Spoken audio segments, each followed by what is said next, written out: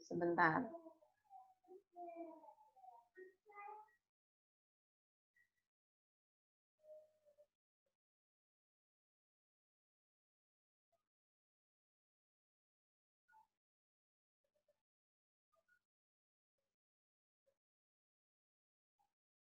Nah, jadi melalui hukum Faraday 1 dan 2 kita bisa menghitung berapa massa yang diendapkan.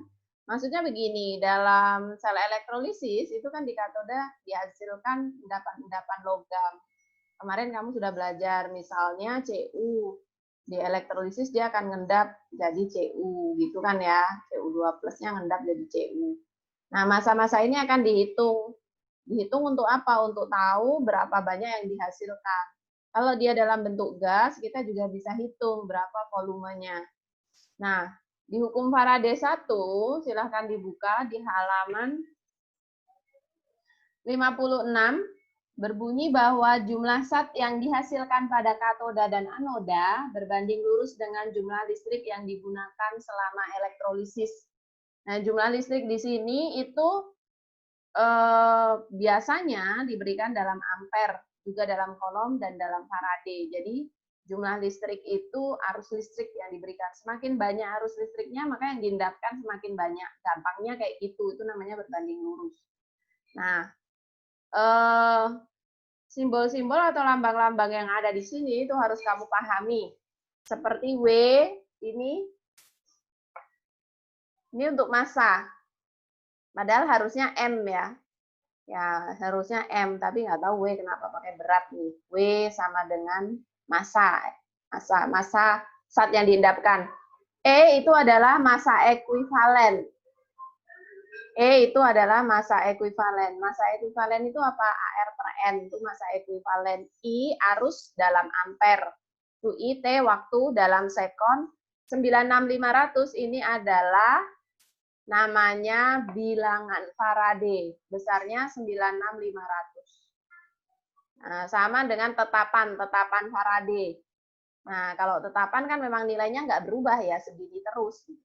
Sehingga kita bisa menghitung beratnya yang dihasilkan itu dari E kali I kali T per 96500. Karena E sama dengan AR per N, maka rumusnya bisa menjadi W sama dengan AR per N I kali T per F.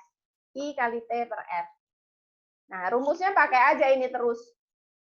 Terus nanti biasa bisa dicari misalnya W-nya diketahui, AR diketahui, N diketahui, F diketahui, I diketahui, cari T-nya bisa jadi. Atau cari I-nya bisa jadi, tinggal bolak-balik aja, pindah ruas. Paham ya? Kemudian dalam soal ada 3 macam. Soal itu arusnya bisa dalam ampere. Kalau arus dalam ampere itu sama dengan I. Kalau muatan listrik yang diketahui, muatan listrik itu sama dengan Q. I sama dengan I kali T. Ini namanya muatan listrik. Biasanya arus itu ditulis dalam kolom. Kolom. I kali T berarti itu sudah mewakili muatan listrik dalam kolom. Kalau I kali T per F itu namanya arus dalam Faraday. Misalnya 1 Faraday. 1 Faraday itu berarti sudah I kali T per F. Nah, Faraday atau arus dalam Faraday itu juga dibilangnya sebagai mol elektron. Jumlah mol elektronnya. Nah, nanti kita akan belajar di perhitungannya. Oke, lanjut. Kemudian hukum Faraday 2 itu berbunyi bahwa jika 2 sel elektrolisis atau lebih, itu dihubungkan dalam arus listrik dengan jumlah yang sama, maka perbandingan massa ekuivalennya yang dihasilkan adalah sama. Maka rumusnya kayak gini, W1 banding W2 banding W3 sama dengan E1, ini massa ekuivalen ya, massa ekuivalen SAT1 banding massa ekuivalen SAT2 banding massa ekuivalen SAT3. Nah, misalnya selnya lebih dari 2. Kalau selnya hanya 2 macam, berarti W1 per W2 atau W1 banding W2 sama dengan E1 banding E2. E sendiri adalah AR per N, berarti AR1 banding N1 per AR2 per N2. Di bukumu ada semuanya itu. Nah, kalau kamu butuh silakan di screenshot aja mungkin kalau butuh ya. Nah, Patricia Elizabeth baru masuk. Kita ke contoh soal. Kita langsung ke contoh soal. Yang perlu jadi catatan ini, nak. Ini di buku kamu nggak ada. Mol elektron sama dengan I kali T per F ini nggak ada. Nah, ini perlu dicatat.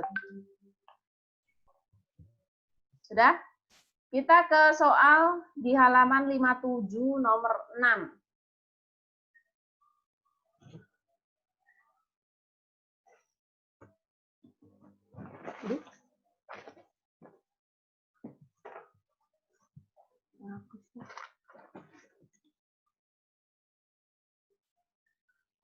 Sudah ya, dibuka halaman 57 nomor 6. Hitunglah banyak nikel dan Cl2 yang dihasilkan dalam elektrolisis larutan NiCl dengan arus 3 ampere selama 45 menit pada elektroda inert. Nah, yang pertama kita harus bisa membuat reaksi elektrolisisnya. NiCl2 elektroda inert. NiCl2 itu jadi Ni2 plus 2Cl min. Kita ke aturannya. Katoda. Reaksi di katoda adalah reaksi reduksi. Reduksi dari logam Ni. Kenapa? Karena Ni bukan golongan 1A2 LMN. Berarti yang direduksi adalah kationnya sendiri. Ni2 plus 2 elektron menjadi Ni. Lanjut, di anoda. Karena elektrodanya inert, tak bereaksi, maka lihatlah anionnya. Apakah mengandung oksigen atau tidak? Kalau mengandung oksigen, yang dioksidasi adalah air. Karena Cl itu nggak mengandung oksigen, maka langsung Cl-nya yang dioksidasi jadi Cl2 plus 2 elektron. Sampai sini paham? Reaksi yang lalu? Paham ya? Lanjut.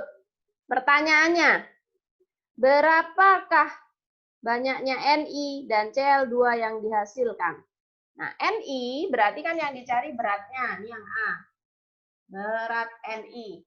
Berarti AR per N kali I kali T per F. Masuk saja. AR-nya Ni itu 59 per N. N itu adalah muatannya ini sama dengan N. Nah, 2 kali I 3 ampere. T-nya harus dalam sekon.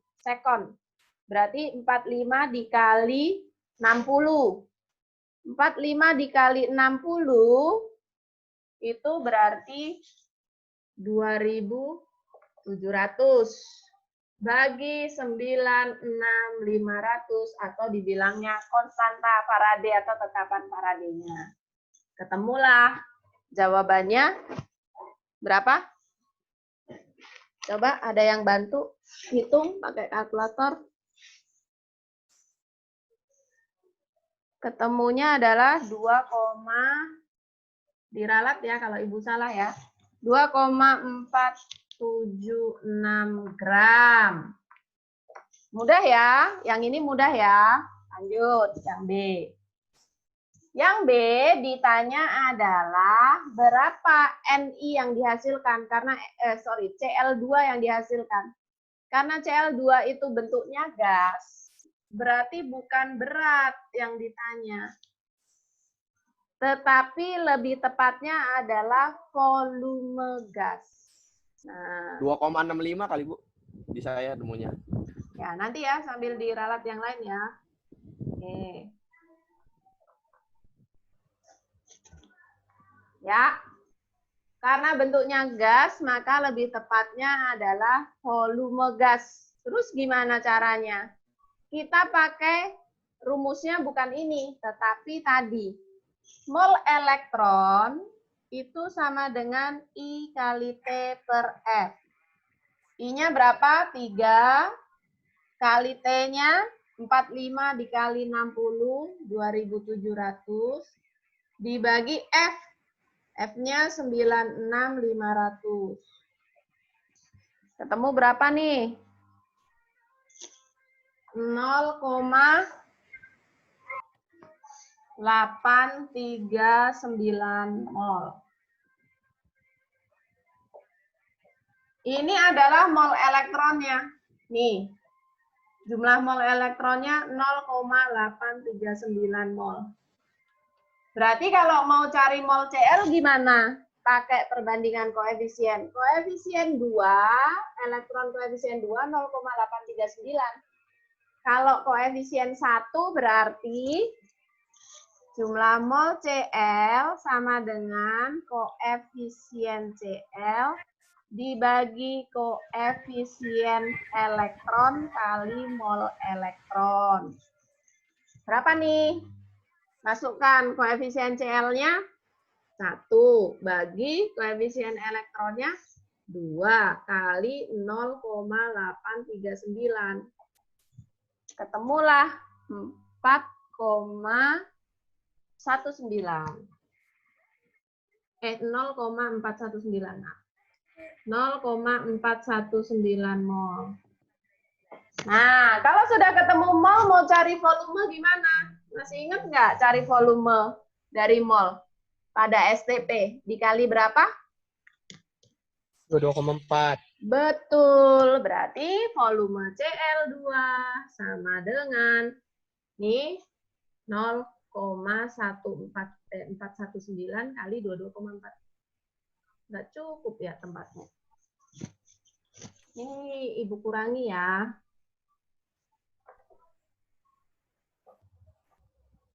Nah, volume Cl2 berarti 0,419 kali 22,4. Ketemulah volumenya 9,38 liter.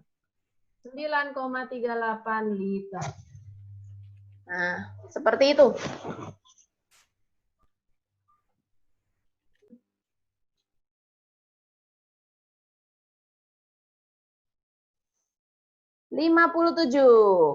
Suatu arus listrik dialirkan melalui larutan AgNO3 dan NiCl2 yang disusun secara seri sehingga terbentuk endapan perak sebanyak 13,5 gram. Hitung massa endapan nikel yang terbentuk. Nah, ini hukum Faraday 2 menyatakan bahwa massa ekuivalen akan sebanding dengan arus listrik, beratnya akan sama dengan massa ekuivalennya. W1 per W2 sama dengan E1 per E2. Boleh juga ditulis W1 per W2 sama dengan AR1 per N1 per AR2 per N2. Nah, lanjut. Biasanya yang ditanya yang di atas taruh biar kamu gampang nanti puter-puternya. Jadi W1 ini W1-nya sih nikel. Saya tulis ya, W2-nya perak. Perak itu yang 2, berarti 13,5. AR-nya 1, AR-nya nikel. Nikel itu 59. 59 per 2 per lagi. 59 per 2 per perak. AR-nya 108 per 1. Kenapa? Karena larutannya AgNO3 itu Ag+. Kalau NiCl2 jadinya Ni2+, berarti N-nya 2. Ya, jelas ya. Kalau AgNO3, mimin nih plus. Kalau NiCl2, Cl-nya kan berarti 2 kali min 1. Berarti ini plus 2. Plus 2 berarti ini ke sini. Nah, ini plus satunya ke sini. Nah, karena per kan nggak enak nih dilihat, boleh kan jadiin kali. Berarti W Ni sama dengan nih kaliin 59 per 2 jadiin kali. Dibalik 1 per 108. Pindah ruas 13,5-nya kali 13,5. Nah, hitung. Berapa tuh hasilnya? 3,5 6875 gram. Seperti itu. Ada pertanyaan? Yang ini lebih mudah ya. Apakah ada pertanyaan?